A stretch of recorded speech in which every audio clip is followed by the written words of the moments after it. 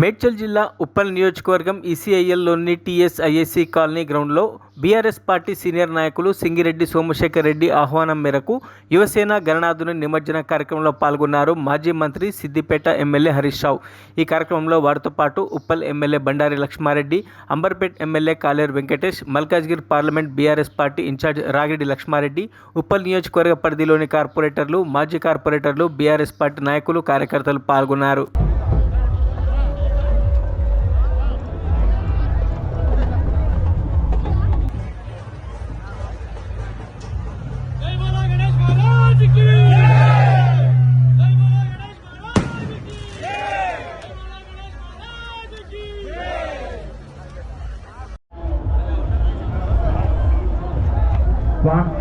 స్వామివారి ముందున్నటువంటి స్టేజ్ మీద ఉన్నటువంటి వాళ్ళందరూ కూడా పక్క స్టేజ్కి వెళ్లాల్సిందిగా మనవి. స్టేజ్ ఖాళీ చేయాలి.